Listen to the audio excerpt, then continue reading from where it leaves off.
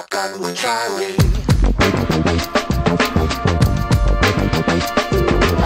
Riding shotgun refers to the practice of sitting next to the driver in a moving vehicle. The term riding shotgun came around after the time of the stagecoach, when somebody used to sit next to the driver holding a shotgun, in case they ran into bandits. My name is Charlie Cook, and I drive a lot. I like to talk to people while I'm driving, so I interview people in my car while I'm driving. Welcome to Riding Shotgun with Charlie.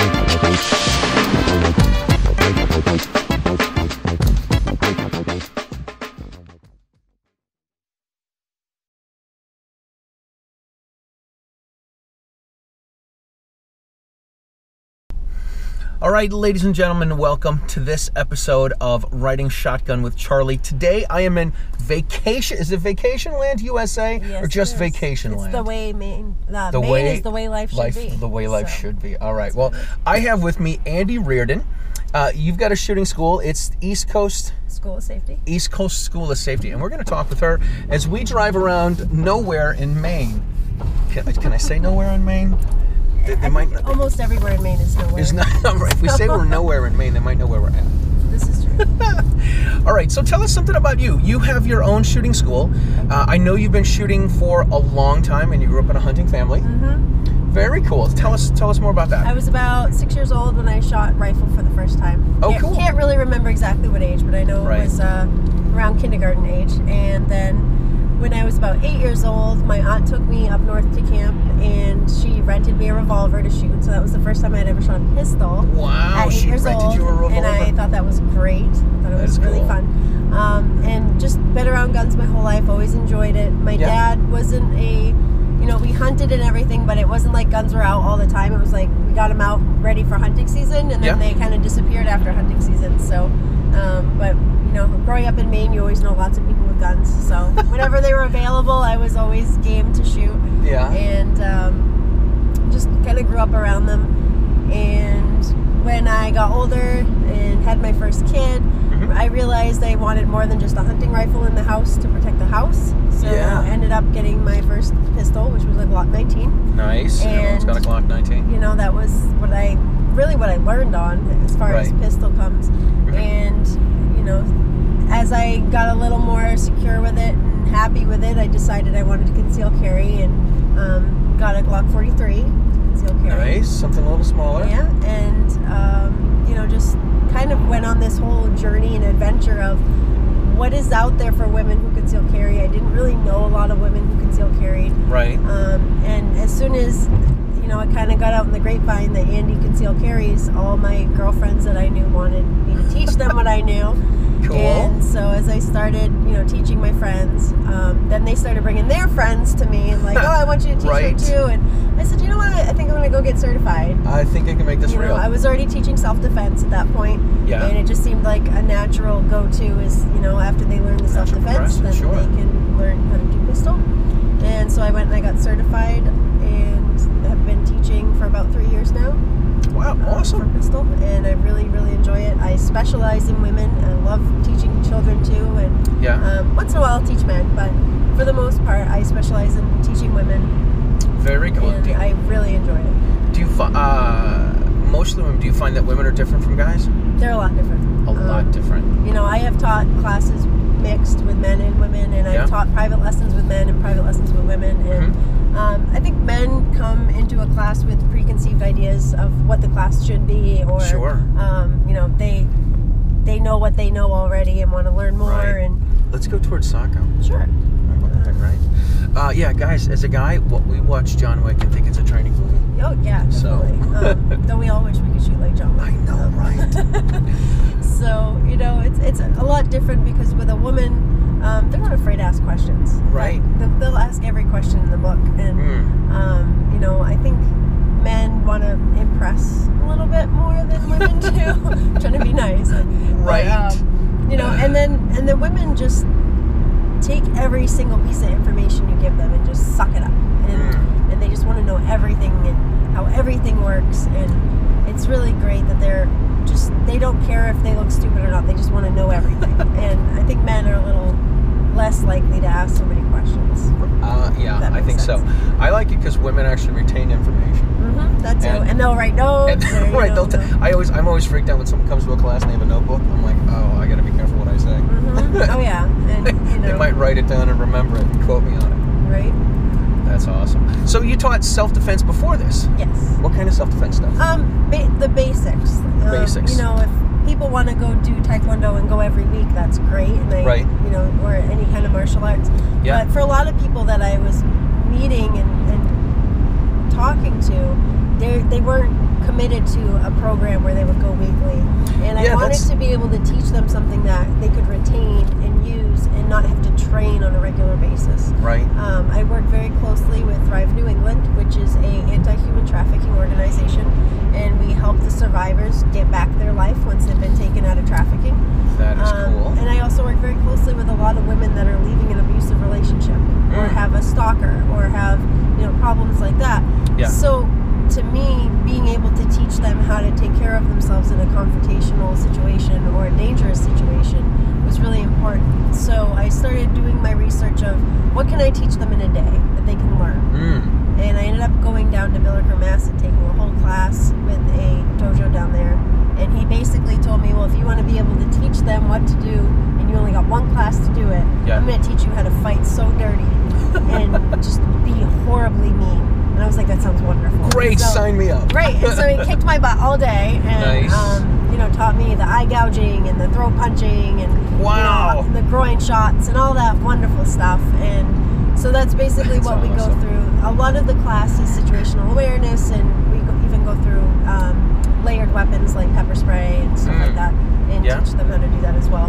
That's cool. It's a really good tie-in with firearms because a lot of the situational awareness rolls into having a firearm. It does. I noticed for me, and I'm sure this happened to you too, but once I started to carry death tools, I started to pay attention to my surroundings more because I don't want to use them. And a lot of women that come into my self-defense classes, they'll say, well, I'm not sure about guns, but I want to know how to be safe. And so usually I get them started on the self-defense and get them to carry a Kubotan or get them to carry a tactical pen or a pepper spray. And oftentimes they'll call me a few months later and say, I think I'm ready for a firearm. Because they start practicing that situational awareness and practicing that planning ahead. And they realize, you know, as much as I'm glad I have the tools that I have, it'd be nice to have a better tool as well. So it works out well. I think it's interesting to talk to some people that are either new to gun stuff or non-gun folks, and they're all, you know, well, you know, you can whatever punch and kick and brawl and stab, and I'm like, I really don't want to get that close to a bad guy. None of you have your choice, right? Right. Yeah. Distance is your friend. Definitely. So you said you became a certified instructor, so you could start teaching people and make it official. Up here in Free America, Vacation Land. I'm from Massachusetts, so this is Free America. That's right.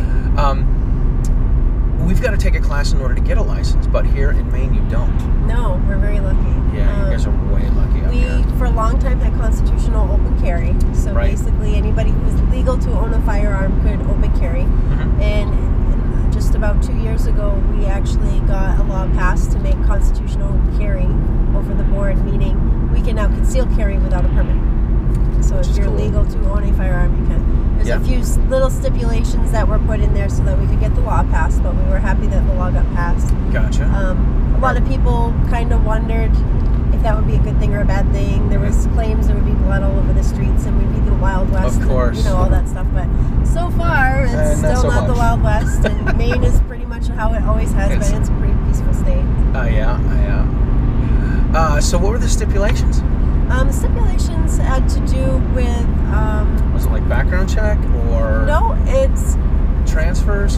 When you do constitutional carry, you're not supposed to be carrying within a school zone. So as we know, a school zone can be, you know, on the street going by the school. So that would mean you would have to actually take an alternate route. Where if you have your permit, you're allowed to travel in a school zone, you just cannot be on school property. Okay. Another one of the stipulations would be without a permit, you cannot carry on a state park. Okay. Whereas if you are permitted to have a firearm, you have your permit, you can carry on a state park. Gotcha. And the other stipulation would be if you were confronted by a police officer, you would have to inform, you have a duty to inform them that you do have a firearm as you start that conversation. With a permit, you don't need to do that unless they ask you. So What do you suggest people say if they do run into a police? Because I'm just wondering it myself. Here in Maine, it's not a big deal. I don't see it. I have quite a few officer friends, and, you know, a lot of people here in Maine, when they hand the driver's license over, will also hand their permit. Gun license, gotcha. And just let that be that. Yeah, and usually that's it. And oftentimes the officer doesn't even say anything. Most of the officers I've talked to assume that if you live in Maine, you probably have a gun on you. And they're okay with that. So I know that's a lot different than Massachusetts. Way a lot different. So, only criminals and law-abiding people carry guns, right? Yeah. So, you know, it's not really that big of a deal. And so far, since constitutional carry's been put into place, I haven't heard any crazy stories where anybody, you know, got confused with the firearm and the police officer or anything like that. Right. Everything went well. So I always tell people that in Massachusetts, we have the don't ask, don't tell. So I always tell people, if you have to, you say, officer, I have a license to carry and I'm currently doing so, how would you like to proceed? Because you're letting them know you have a license, or you have a gun on you, and nobody wants to get shot. So that's what I go. So I have my funny story. I love funny stories. I always joke about, you know, I hope for the day when I'm going to teach a class, when I have lots of guns in my car, that a police officer will say, do you have any weapons in the car? And it never happens, and I always want it to happen. Right. But this summer we had a women's retreat up in Fairfield on Jeff Zimba's property. Yeah. And a bunch of ladies spent the whole long weekend there, and we were shooting guns all week. So I had about 5 rifles and maybe 10 pistols and a few thousand rounds of ammunition and explosives and all this stuff in my car. That's awesome. And of course I got pulled over on the way home. Yes. And I had my AR-15 like right here in the passenger seat, and I had a few, like all this stuff in my car. And the officer had pulled me over because he was just doing random checks, and my registration had just run out, and I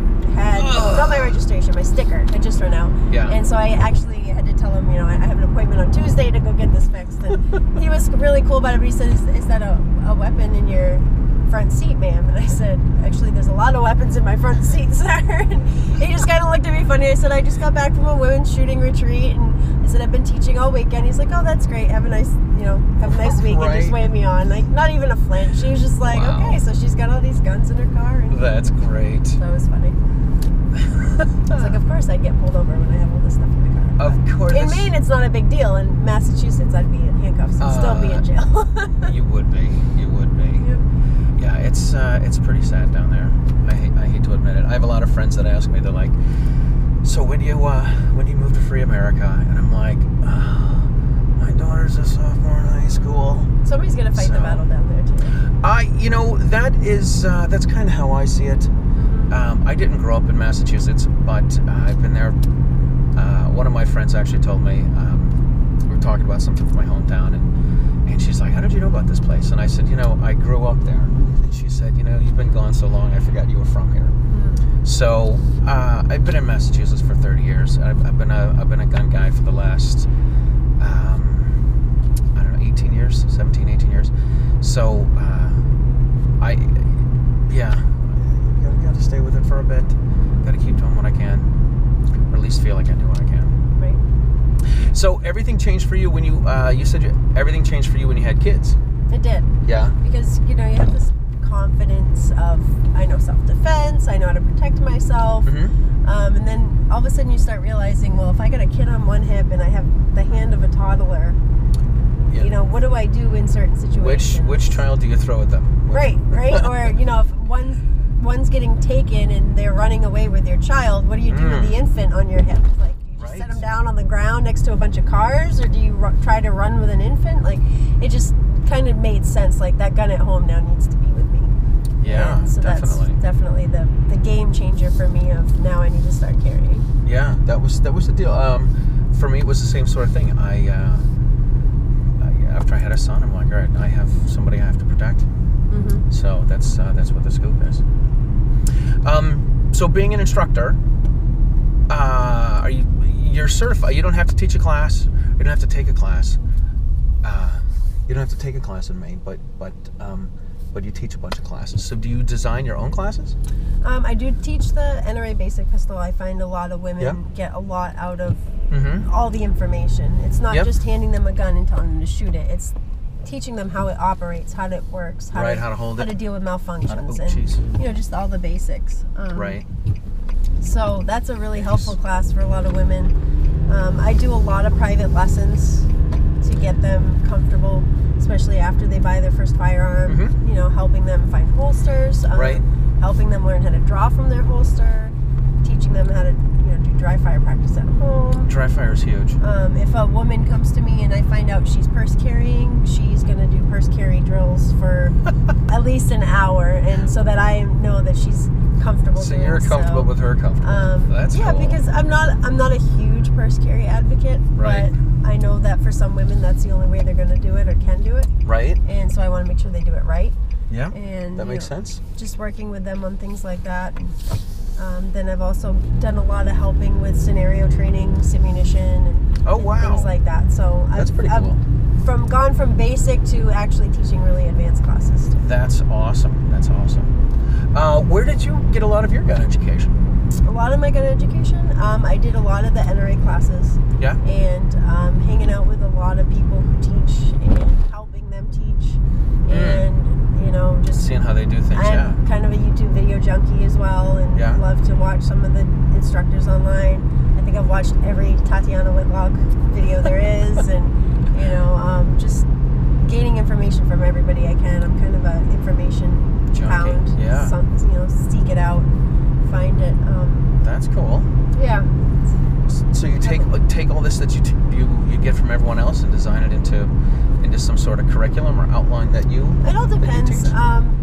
Like the concealed carry class that I did today, it's mostly just a bunch of information that I compiled together and present. And with this class, it's more like I allow the students to kind of lead the class. What questions do you have about concealed carry? Okay, let me talk about that. Okay. And then throw in information like, well, let's talk about carry ammo, and let's talk about holsters and spare magazines and all this stuff. Then a lot of things that people just don't think about when they say, oh, I want to carry a gun.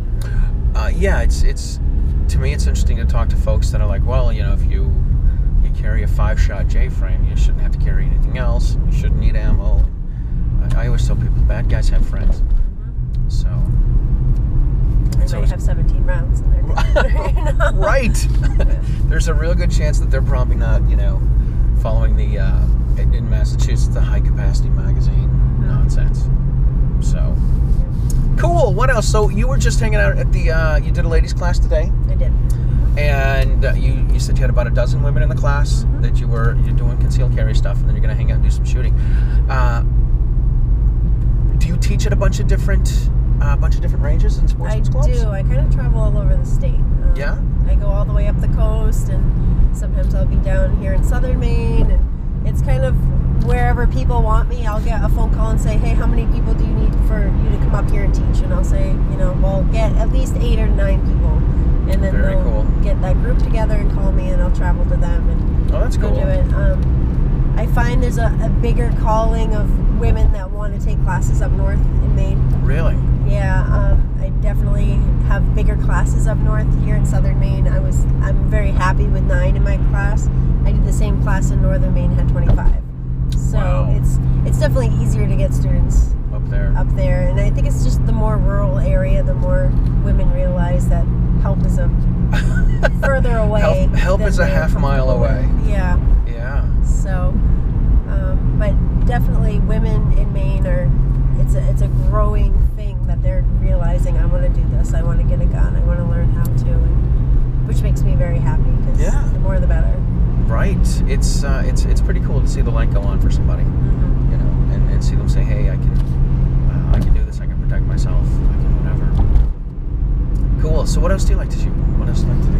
Are you hunting this year? I got my deer permit, and nice. I just had a friend transfer me their doe permit that they weren't going to use, so I'm excited about that. And I'm planning on doing some duck hunting, and in the spring some turkey hunting, and that's both new to me. I've never done any duck or turkey hunting, so I'm excited to do that. And really thankful I have friends that are willing to deal with all my questions that I'll be throwing at them, because I'm going to ask everything. Right. That's cool. I went to the Division of Fisheries and Wildlife and said, look, I've never I've never gone hunting before. What do I need to do? And they're like, yeah, just go to a sportsman's club and hang out with me. I'm like, oh, okay, that really doesn't help me. Yeah. So I wanted to take the Becoming an Outdoorswoman class, but I didn't qualify. So that's all right. So I sit in the tree stand, I freeze, I read a book, drop it, and take a nap. And then, wonder what the hell I'm doing. I climb down the tree stand frustrated and go home and buy chicken. So, what are you going to do? Are you a competitive shooter? Do you like doing competitions? I have done some basic competitions, and I try to get into them. The problem is my classes are usually on the weekends. Right. That's when most of the matches are. So when I have a non-teaching weekend, I do like to go compete. The whole reason why we're at York County Fish and Game is because I've gone there quite a few times to compete, and they asked me to teach a class there. Oh, that's cool. Not a member there, but it's a good club. And they do play shoots and dueling trees and stuff like that. And it's really good for me because that creates that stress level that I have to work against. Right. That whole stage fright thing for me. I can teach a class full of people, but make me shoot in front of all these people that I don't know, and all of a sudden I get nervous. Now, all of this. I noticed when I was students, all the fun, like it's sideline and trigger squeeze, because you gotta be on. But sorry. Yep. And, so I've been doing some of those small competitions. Trying to get ready to try some 3-gun next year. Yeah. I just got a hold of a shotgun to kind of practice with and hopefully get good with. So I got my AR-15 and I got my pistol, so I just got to get really good with the shotgun and transitioning, and then I'd really like to get into 3-gun. To me, that seems like so much fun. I've never done it, but it does look like a lot of fun. What kind of shotgun did you get? It's just a friend's Benelli that I'm borrowing. So gotcha.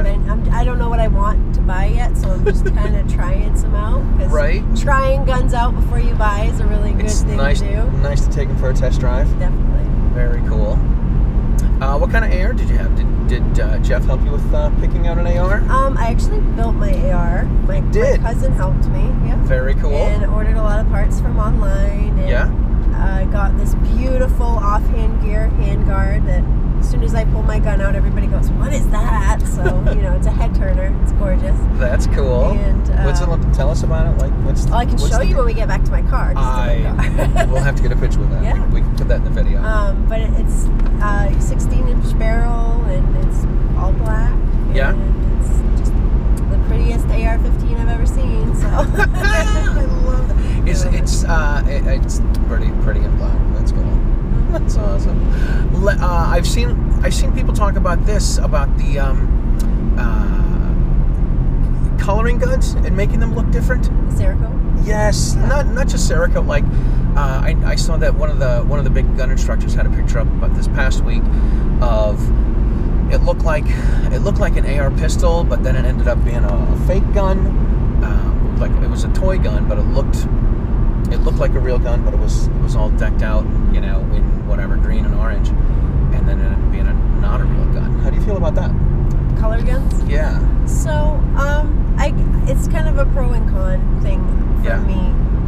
Where I teach kids gun safety, and I help do the Eddie the Eagle program with kids a lot to try to teach them what to do if they find a gun, and then also, what to do if they want to shoot a gun and how to do it safely. Mm-hmm. The rule in my house with my kids has always been, if it's not your gun, whether it's a toy or it's not, you don't touch it. And I've done a couple classes with high school kids where I would show a picture of a Cerakoted gun that looks like a Nintendo Duck Hunt gun from the old Nintendo. Yeah. And then another gun that was actually an air pistol that looked just like a SIG 320.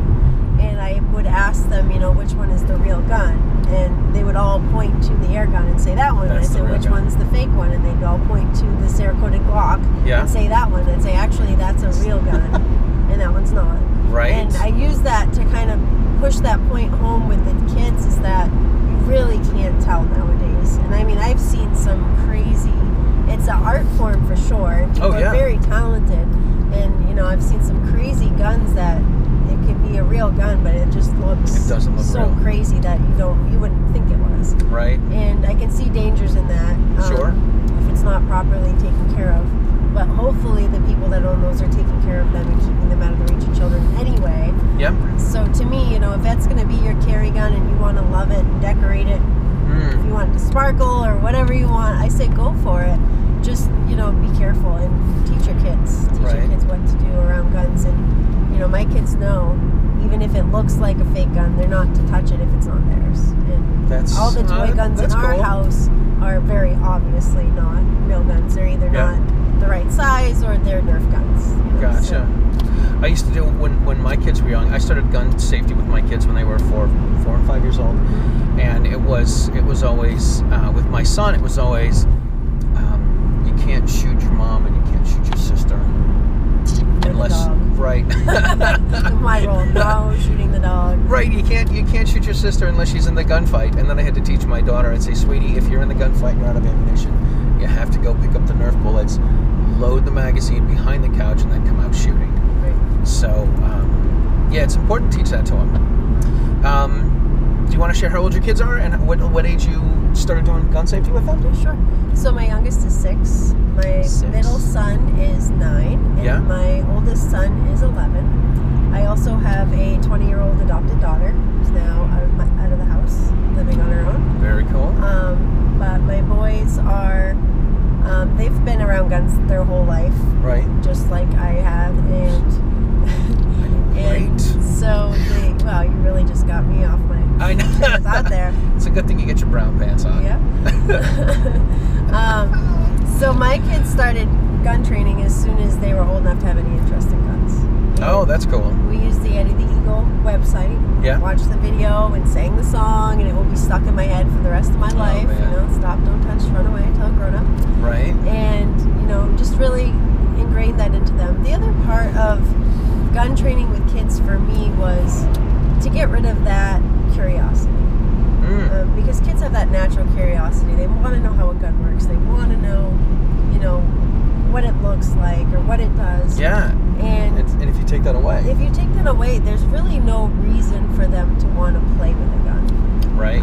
So as soon as my kids wanted to look at a gun, and we have a rule in my house, unless it's bedtime or homework time, if they ask to see a gun, I'll stop what I'm doing and I will go get it and we will look at it. And that way they don't ever have to sneak around to see a gun. All they have to do is ask. All they have to do is ask. That's a great deal. In my group of people and my kids' group of friends, I was the guy that was the gun guy. And we're going to pull a Yui here. So hopefully no traffic will be coming. Woo! Because I don't know how to get back to where we came from.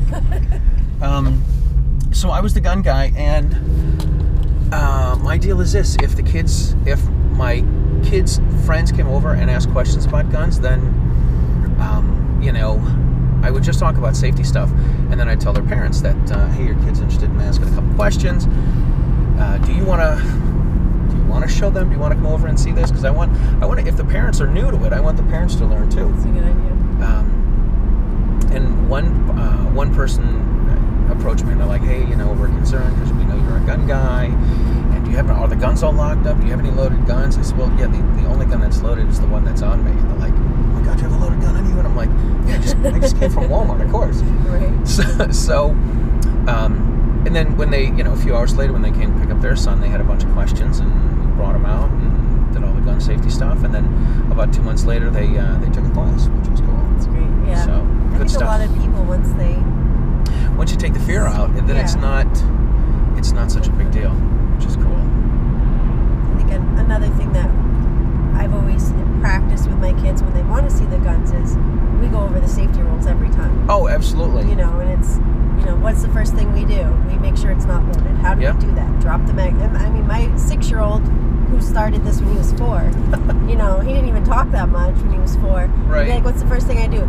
Drop the magazine. You know, and his little baby voice, you know, and open the chamber. And he can do it on my AR, and he's been able to do it since he was 4, is, you know, drop the magazine, open the chamber, check and make sure it's not loaded. And, that's you know, cool. and I'm like, so which way do we point it? His safe direction, where's that? And where's the safe direction? And that way I'm already training them to think that way. So when they get older, it's not going to be me trying to teach them all that. It's already going to be ingrained into their head. Right, absolutely. You know, they can't run by me with a Nerf gun without me going, where's your trigger finger? And they'll be like, off the trigger! And they keep running, you know.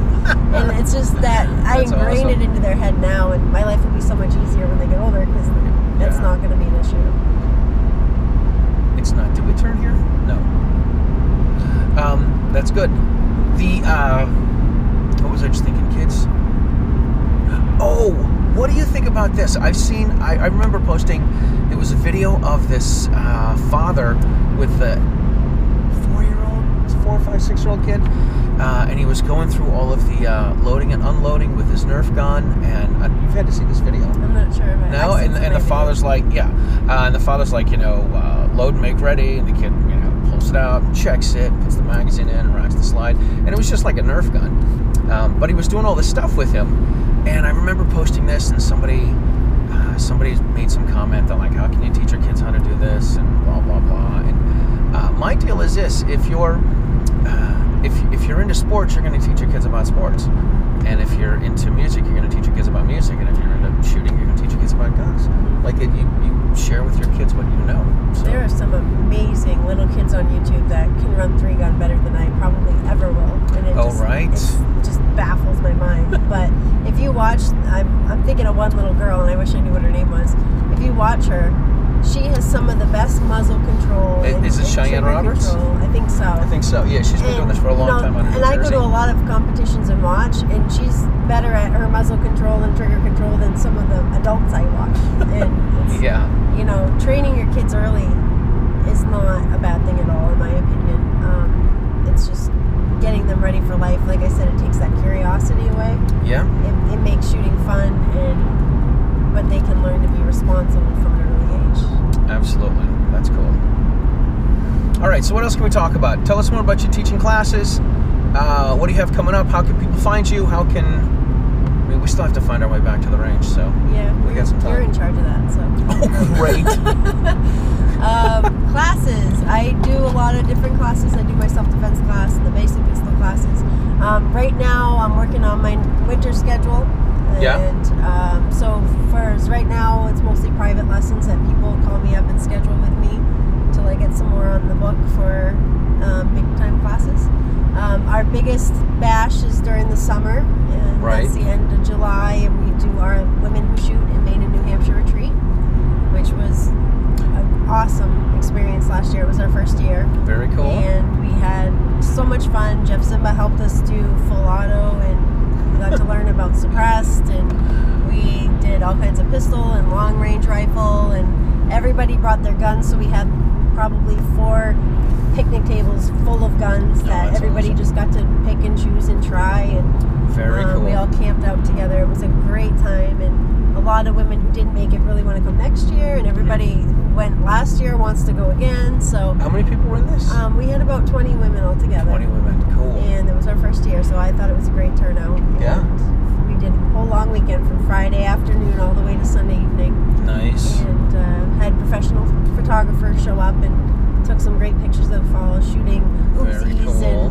and all kinds of fun guns that you don't usually get to get a hold of. So right, yeah, I'm sure Jeff brought a bunch of cool stuff out. Oh yes, he did. He's got all the toys. He's got all the toys. Yeah. So we were all camping there at his facility, and it was a great time.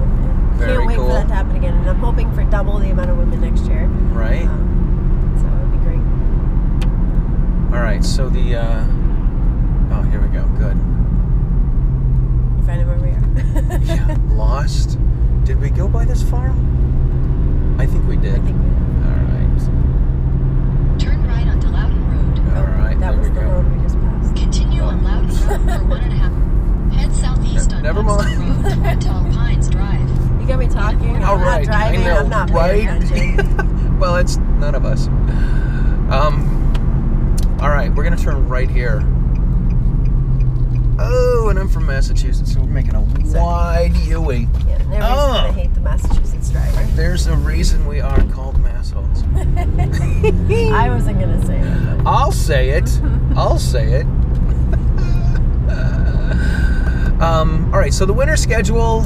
What else? Hey, have you been to any of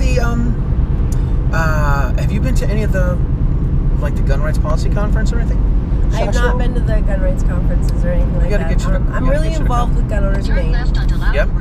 We do a lot of working here in the state of Maine, helping make the laws better, opposing the laws that are horrible, and we're really the driving force that got constitutional carry going. So my kind of mission is right here in the state of Maine for now until my kids get a little bigger, and working with gun owners in Maine is mostly what I do. Is what you do. That's awesome. Very, very cool. What else? Tell us something crazy. Something crazy. Something crazy. Not much crazy happens in my classes, which is a good thing. No? I usually, as I'm teaching, I always show everybody where my first aid kit is, because it's always got the tourniquet and everything. Yes. But then I always remind them that I've never used that first aid kit, and I don't want to use it, but that's where it is. So I used to teach at a shooting school, and I would tell everyone that I'm the least. I wasn't in the military, so I tell everyone that I'm the least threatening, but the most offensive. And so we teach the 4-hour class so people can get their licenses. And I would say, listen, in the back room, in the employee room, we got the sign that says it's been a 7-day work-free, 7 days incident-free workplace. Let's make today number 8. Right. And about an hour later, somebody raised their hand. They're like, what happened 7 days ago? Right. So that's cool. Do you have any, what kind of first aid training do you have? Because I know a lot of people, I know a lot of gun folks will say that if you're carrying a gun or carrying a death tool, if you're carrying a gun, you carry in case you need something, in case there's a gunfight, and you or someone else could get shot, and you have to administer some first aid. And I'll completely admit that's where I'm lacking. But I know some folks that carry a small first aid kit on their ankle, and what do you have in your kit? So I have a few different kits. I have my car kit that's always in my car. I have my range bag kit that's always in my range bag. I do have the ankle holster for the tourniquet and a few other items that I'll carry if I'm hiking or if we're shooting outside and I might not have my range bag really close to me. But I do have all my emergency first aid training. When I was a teenager, I was a lifeguard and had to do all the emergency first aid training and stuff like that. And then I have taken the Stop the Bleed tourniquet training and stuff like that. So, and also have a couple EMT friends that have shown me a few things that I wanted to learn. As much as I love teaching, I love learning just as much. And to me, the more classes that there are available, the better. And I'd love to take some more advanced emergency first aid, maybe learn how to do stitches and stuff like that. So that's in my near future, hopefully, just because I think it's fun and I think it's a good skill to know. Yeah. If you're out in the middle of nowhere and gotta know. I don't know. That would be pretty wild. That would be wild. I have been lacking in that. I don't know. 100 years ago when I was a kid, I dated a girl, and she went on in 8th grade or something. She wanted to take a first aid class, so I did that with her. And that was it until I became a father. Then I became an expert at taking out slivers. Oh yeah. Yeah, splinters and slivers. So that's pretty cool. What else? How often do you carry? Well, you said purse carry's not for you. As a woman, how do you carry? So right now I'm wearing my concealed carry leggings, which have their built-in holster. Very cool. See on the video, but right. I'm not looking, by the way. So I really have many methods of carry depending on what I'm doing. Okay. I have your typical Kydex holster. Mine has the Alti clip in it because I don't wear a belt very often. Oh, right. Those are pretty cool. Yeah, and I really like them. My local guy who makes Kydex, I called him up one day and I was like, I'd really want to check out this Alti clip. Will you make me a holster for my gun that has it? And so he did, and I love it. It's so easy to put on and off, and that's cool. You can pull on it all day. It's not coming off your pants. So that's awesome. So I like that one. I like my hybrid holster. I have the undercover tank top that I'll wear if I'm dressing up a little bit. And I also have, I just got the C4 brand concealed carry shorts for women, which I wore the other night because I was in a Halloween costume, and that was the only holster I could wear with that costume. So it kind of depends on what I'm doing and what I'm wearing. And that's one of the beauties of getting women together to talk about it, because I can show them, this is what I use when I do this. And this is right, here's how. Because we're not like men. We don't wear a belt every day, and we don't wear the same pair of pants every day. And Right. Depending on where we're going and what we're doing, that holster choice might change.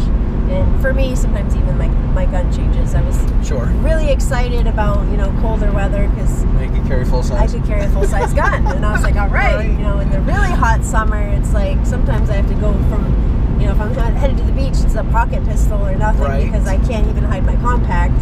My attitude is this: I carry a 5-shot J frame. That's it. A couple of speed strips, a knife in most pockets, and that's winter, summer. Okay. That's it. I like to switch things up, I guess. That's cool. I'm pretty boring. Yeah, and I always have my knife on me. I always have a pepper spray and a Kubaton on my keys. Nice. I had a friend that called it the cool baton. Cool, I like that. Cool baton. And a lot of the women that take my classes end up doing the same. So I'm always really proud as an instructor when they're happy to show me. They'll send me a screenshot of their keys and they'll say, "Look what's on my keys now," and it makes me really happy. So that is cool. Even if you're carrying a gun, I kind of preach layering your protection. Yeah. Gun's not the answer for everything, and having options is always a good thing. It's nice, definitely.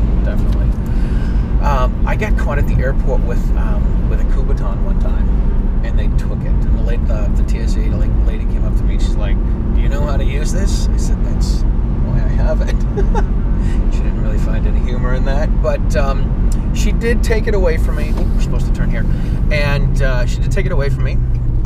And I was like, you know what? I'm such a chump that I was like, okay, that's fine, because in my shoulder bag, I still had aerosol hairspray and a Bic lighter.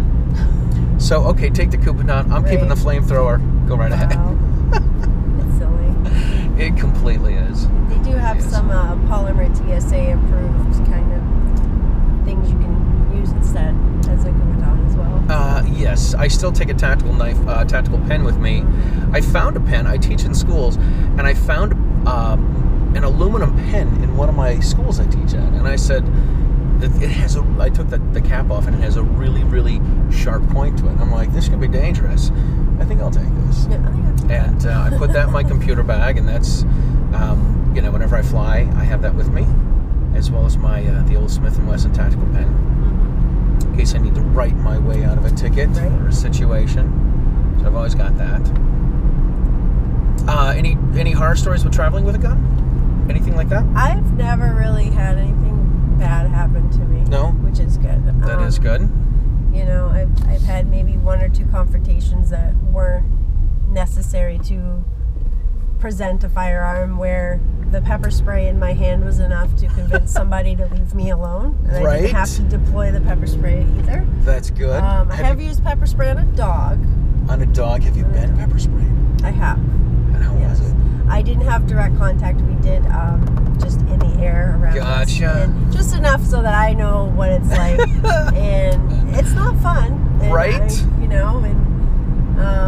And I try to tell people, if you're going to use pepper spray, be prepared for that kickback. And, we kind of talked about that in training. But I think pepper spray is an amazing tool for people to have, especially where it's a non-lethal option. Mm-hmm. I have, I'm certified to teach the Saber pepper spray class, and I've never been, and there's part of me that's sick and twisted that would love that. Yeah. I would love to cross that off the list, and I've got a few. Well, I can help you. That's the problem. I actually thought about auctioning it off to a couple of people, and one of the people I wanted to include in the auctioning list was my ex-wife. So see if she wants to. Right? I've had a few people when I volunteer at gun shows for gun owners in Maine and stuff like that. Well, I'll get into that conversation of pepper spray. Yeah. You always get that big egotistical guy. Oh, I'm immune to pepper spray. I eat jalapeno peppers, no problem. Right. And, they start talking, and I'll say, "Well, I have pepper spray right here. Do you want to go outside and show me how you're immune?" And I have not had one guy yet take me up on it. I'm like, I'd love to get this on video to show my students that some people are immune. Can I video? No. Right. Yeah. Okay. Still waiting for that one guy. Tell me I can. No takers, man. Man, that stinks. That would be pretty funny. I would.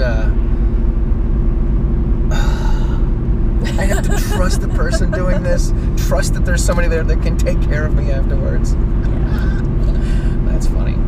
All right. Well, listen, we are almost back at the what is it? The York County Fishing Game. So we'll put a plug in for them. How can people find you and your stuff? I am on Facebook. I have 2 Facebook pages because Facebook likes to put me in a timeout.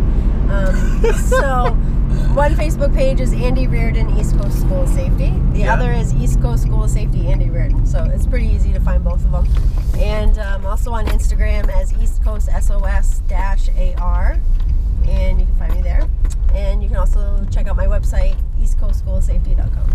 All right, very cool. I will put in some links to all that so people can find you.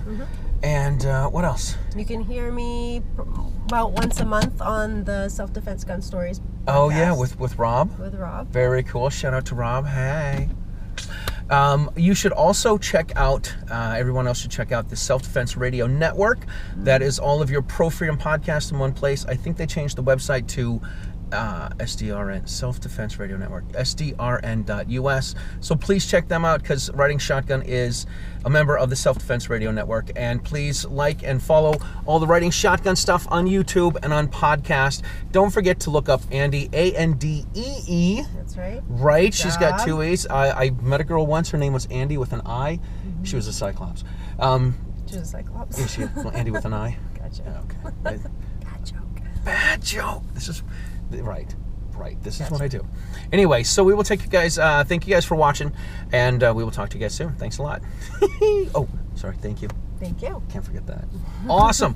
We're gonna get a picture of Andee's totally kick-ass, all cool AR. Sound like a plan? Sounds like a plan. All right. We'll talk to you guys. Thanks a lot.